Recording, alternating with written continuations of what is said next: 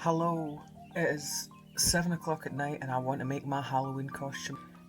Anyways, my Halloween costume is going to be Dorothy from The Wizard of Oz. But not Dorothy from The Wizard of Oz, because it's going to be the male version of Dorothy from The Wizard of Oz. You get my drift? Yeah, you see? Smart. I have here 3 meters of screen accurate blue gingham fabric. It is pale blue. Apparently, according to research, the original is blue and pink squares. Apparently.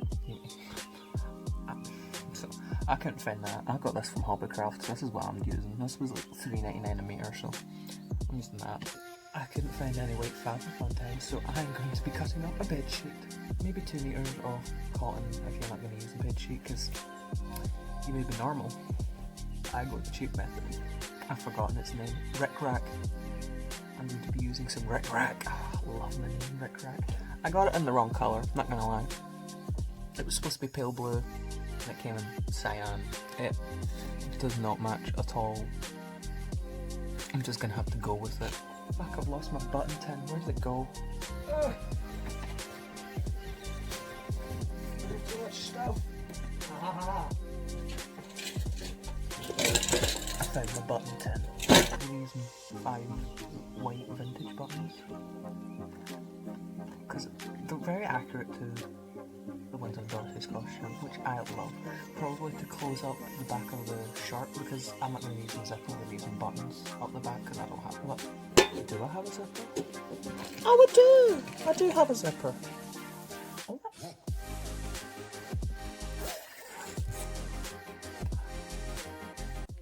Now I can't decide.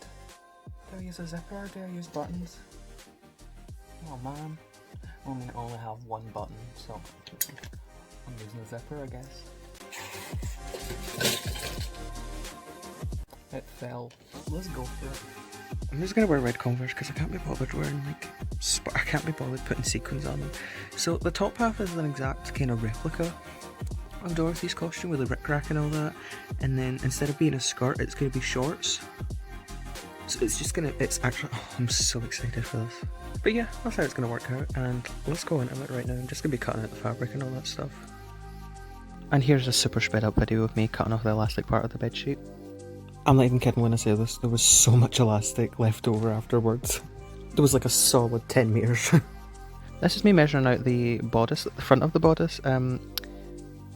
For the neck, you want to make it actually wider, so like measure your neck, but then add on about maybe 5 or 6 centimeters because you want to gather it down, because that's how it is in the actual costume. It's kind of gathered and onto the neckband. And it actually looks quite nice, so extend it out more than the measurement of your neck. Yeah, so it's just like a simple front bodice pattern. If you're a woman and want to make this costume, maybe put a dart in, and it would maybe a curve to your chest more better. It's because I'm flat chested, obviously, because I'm a guy. I didn't put darts in it, so it just lays flat. But I mean, technically, because it's gathered and it's bigger, you might not need to put a dart in. I don't know, maybe make a mock-up before you cut on your actual fabric. I think that would be a better idea. And then you can choose if you want a dart or not. This is me just sewing the gathering stitches for the top of the collar, or the top of the shirt that connect to the collar, and that's basically what it looks like without the collar on so far. So I'm working on the collar, and I'm starting to put the rickrack on. The way you get the rickrack to form is you sew a line down the rickrack onto the collar, just like this, and then when you attach it to the bodice, this will kind of flip down like that, and you'll only see half of it. So you're only going to see like that much, which is how the costume works basically. So yeah, I'll get going with that, and I'll see you later.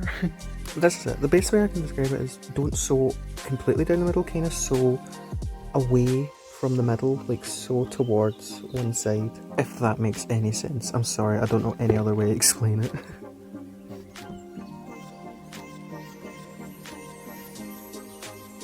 This is so cool. Oh, my camera's all weird. Okay, this is so cool. I love this. I think I might have made the sleeves a bit too large.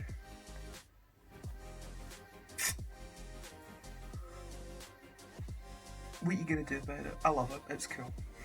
Look at my Rick Rack. My Rick Rack. Okay, so gotta be honest, I don't really know what I'm doing right now. I'm looking at pictures of the Dorothy's dress, and it all seems to be straight grained down the front. So there's a lot of pattern going on. I don't know what I'm looking at anymore. So the front of it is like this, but then the top section is like a strip that's on the bias, and it looks like this. So it's like a mix, it's like a cut off of the pattern, so it looks like that. Right, I think I could.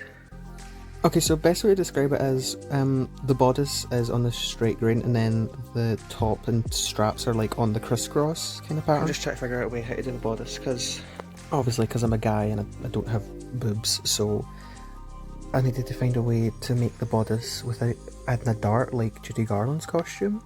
So I can't cut out a dart like Dorothy's costume, so I might just need to cut out 3 squares and figure it out that way. Yeah, wish me luck. I'm just gonna try something. I have 3 meters, so if I mess up, I've got more.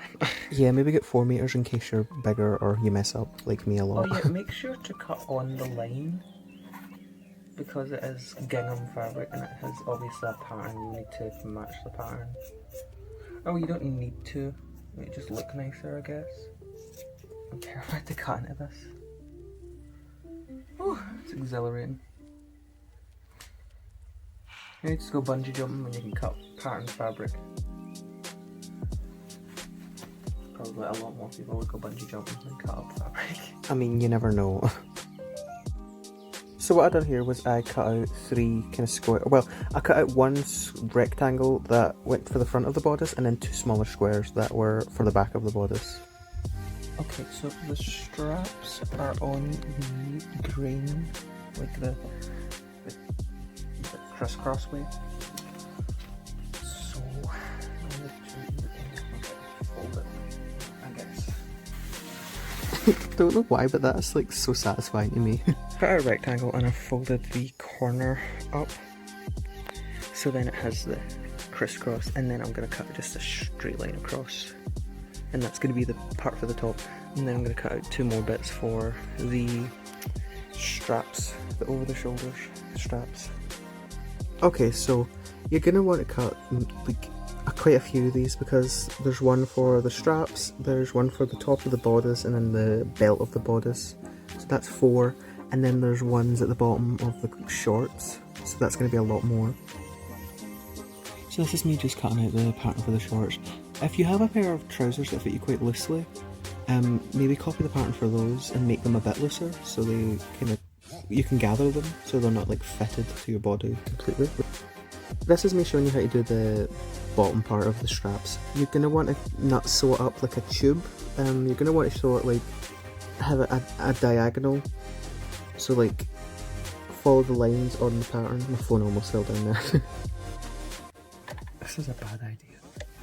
Anyways, once you turn it inside out, it will look like that. Awesome, okay, I'm gonna take this off the top of my sewing machine before it falls. Sewed up the trousers, and they're just kind of hanging in a hanger right now, and this is them. So, well, not trousers, they're shorts. I need to finish the edges of them, because I haven't done the thing at the bottom. I forgot to mention, Judy Garland's has a secret pocket in it, and a lot of people know about it. So, I added a pocket in. Ooh, it's there for some interesting fact. Not a lot of people know, but Judy Garland's secret pocket was like a good 13 inches deep, and it was to hold her cigarettes. When sewing the sides up, there's no way. Even I had trouble making the pockets, so there's no way I could explain it properly. Quite good. It holds a phone. I can't get my hand out. If you move it enough, you can't really tell there's a pocket inside, which is what the secret pocket does, basically. So, this is it kind of finished, okay? The same thing that you done for the straps, you could do for the top up here. and you like make it a lot thicker and then sew it over, so then you don't have to worry about that frayed edge. And then you do the same for down here. You make a really thick one and turn it inside out, and then top stitch over, and then you sew the 2 buttons on with the straps. Here she is. It's so cool. You would never think this was a bed sheet, would you? I'll show you the back. The back's a mess, okay? Don't look at the back. I added the zipper in and I measured it. I put it on the wrong side, and then I had to take it off, and then I put it on the right side, and then I forgot to do the top. You have to connect the top part and then sew it down. But I connected this side, sewed it down, and then sewed up, and it was like an inch off. I remember watching a video of someone else making it. I think her name was Rachel Maskey, and she had that exact same problem. Like, the back of hers was really bad as well. Okay, mine's is so bad, but you're not gonna see the back of my costume anyway. But like, I was like I was like 2 inches off getting it correct. I'll flip it around the front and talk about what I done to the shorts. So they obviously didn't fit because they were too wide, and I forgot that, oh yeah, the front of her dress is gathered, but because of the shorts, I just kind of gathered the front with like a running stitch and sewed it on. It doesn't even have to be even, so you can like wing that. I wing everything. I literally wing every single costume I have ever made.